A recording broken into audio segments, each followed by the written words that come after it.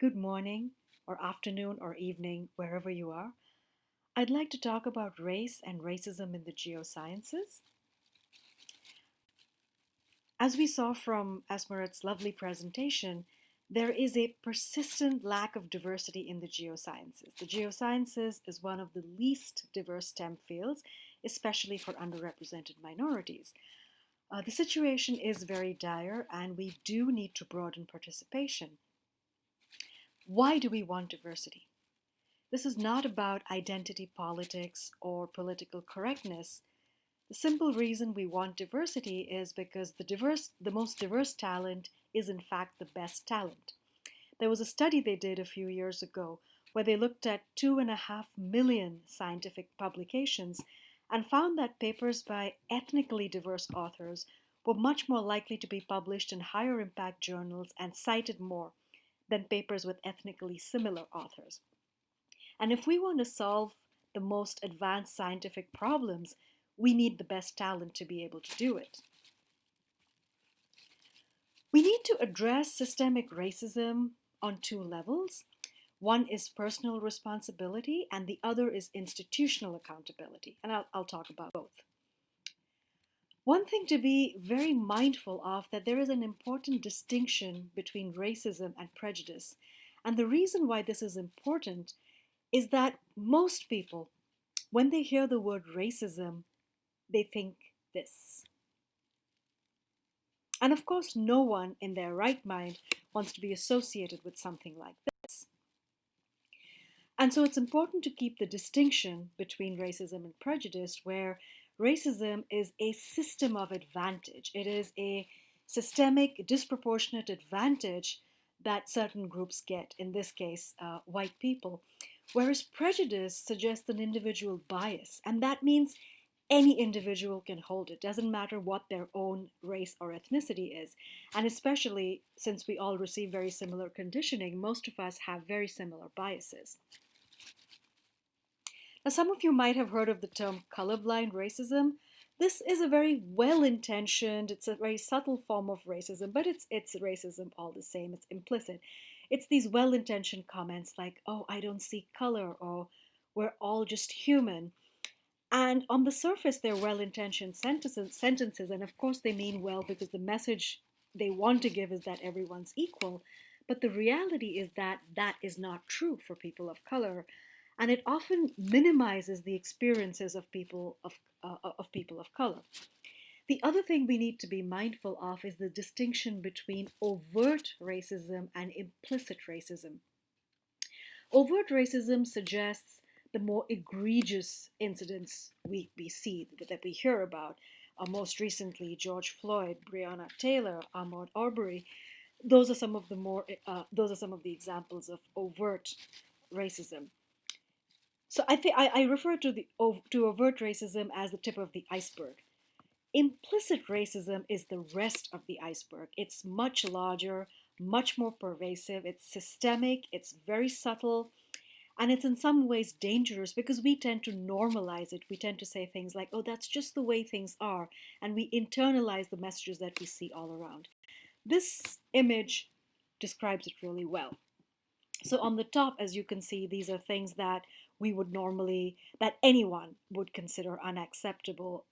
Whereas when you look at the lower level, when you look at that huge rest of the iceberg and not just the tip, you see implicit bias, police brutality, racial profiling, racist jokes, hiring discrimination, housing discrimination, and so on.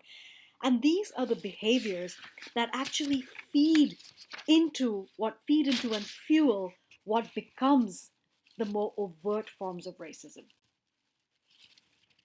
Let's take a moment to talk about power dynamics and implicit bias, because one of the reasons why we want to learn about this is to understand the power dynamics and what we can do in our institutions to shift these power dynamics or better address racism. Some of you might have read about this. There was a survey that college presidents took that was about race and race relations on campus. When asked about US campuses in general, only 25% of the presidents said that race relations were good or excellent in general on US campuses. But when asked about their own campuses, 81% of college presidents said that their own campus race relations were good or excellent. And so already you see there is a tendency to view the other as being not good and ourselves as being good or better than others. And this, as you'll see through this presentation, it's a very pervasive attitude. To add to this, university leadership tends to be very white and very male, and it's 80%, presidents are 80%, 80% of the presidents are white, 75% of the managers are white, and I imagine in a field like the geosciences, those numbers would be even higher. And so, what happens when you have such, when the presidency, when the leadership is so white and it doesn't reflect the rest of the experiences of the student body or the other scientists, you have a clash of perspectives, because what happens is that people who don't actually experience racial bias themselves define the narrative, and they decide the outcomes for people of color regardless of the actual experiences of those people of color. And as I said, people who control the racial narrative are often white. A concept that is really important to understand here is that of affinity bias. Affinity bias is the tendency to prefer people like ourselves. And this is something natural. It's a natural human response. We're all conditioned that way. It's, it's why babies as young as 6 months old show a preference for people of their own race. It's why we are able to recognize faces of people of our own race compared to people of other races. Contrary to popular belief, it's not something that just white people do. We all do it. It's just that when you have a certain group that's a dominant majority, those instances just happen to become more visible. What affinity bias does is that it tends to reinforce and perpetuate the dominant culture. And so what happens is when you have a certain group of people at the top, the new hires, the new leaders tend to look like those people at the very top. And this image perfectly sums up what affinity bias is.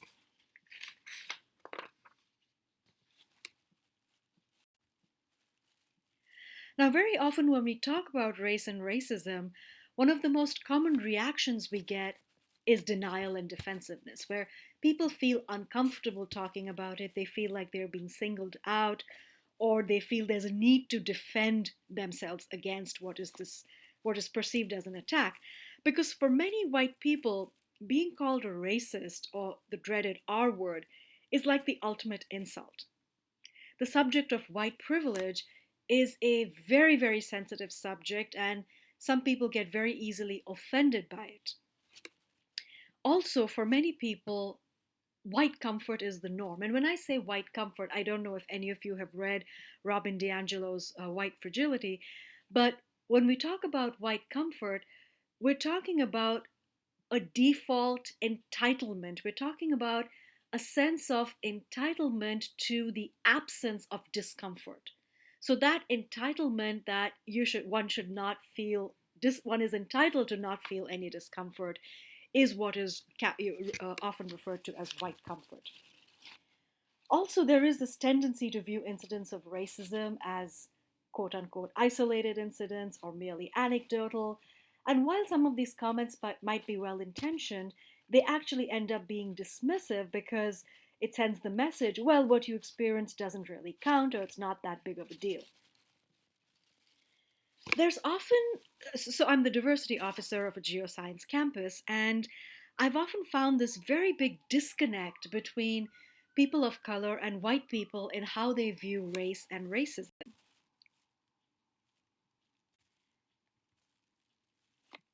And what I mean by that is, when you look at social conditioning, what happens is that white people are much less likely to engage in discussions about race, probably because they've been taught or they've been conditioned that it's rude to talk about race, or if you talk about race, you might be perceived as a racist. And so it's a subject that they don't necessarily feel comfortable talking about. Whereas for people of color, race is a very integral part of one's identity. And so, on the one hand, where white people feel often that race is incidental and it doesn't really matter, For people of color, it is their defining identity very often because that's how the world perceives them. In STEM fields, which tend to be very white dominated, especially fields like the geosciences, it reinforces these dominant behaviors.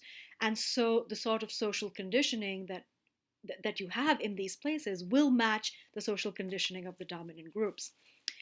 The other thing to note about STEM fields is that regardless of whether we're talking about racial minorities or gender minorities or sexual minorities, they all end up leaving STEM fields at higher rates. So one has to take into account the fact that when everyone else who is a minority ends up leaving, then there has to be an issue with the culture of that particular field. And so it suggests a very clear lack of inclusivity in STEM culture. In order to truly have diversity, we need to promote inclusion. In order to have inclusion, people need to feel like they belong. And the only way people will feel that they belong is if their identity is acknowledged. And that's why it's so important to acknowledge race and racism and people's identities, racial identities. So here are some examples. These are all research studies of examples of racial bias in STEM, and some of them are specifically in geosciences. An NIH study found that Black scientists receive less grant funding than similarly qualified white scientists. Another study found that Black and Latina scientists were often mistaken as janitors and cleaning staff and support staff and so on. And in STEM fields, they did a study in astronomy where they found that the highest rates of harassment and negative workplace experiences happened to women of color. Similarly, at the AGU fall meeting, they found the study that they did that women of color had fewer speaking opportunities compared to others. I thought this was a pretty appropriate pictorial for this. Now, what do we do about this? And I've given you all of this information. What can we actually do to address the problem? We have to take responsibility on two levels. One is personal and one is institutional. I'll start with the personal.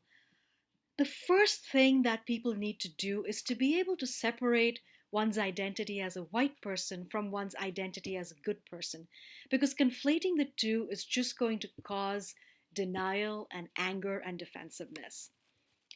We need to acknowledge that racism is a system of advantage and not, I repeat, not a character defect.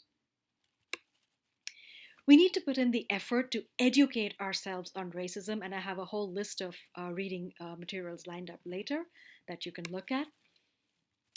And we also need to curb this default expectations. And everyone does it. People of color I've spoken to say that when they're in white spaces, they're very mindful of needing to maintain white people's comfort or not offending white people in any way. So everyone needs to work on this issue of making sure everyone is comfortable. If you're not comfortable talking to people about race, or generally about race, start with talking to people of your own race about issues of race. It's really important to start having these discussions. It's also really important to acknowledge our implicit biases. Every single one of us has implicit biases, and we need to consciously work on them. And this is not a one-time thing. This is an ongoing thing that we do for the rest of our lives. Take the implicit association test. The information comes up later.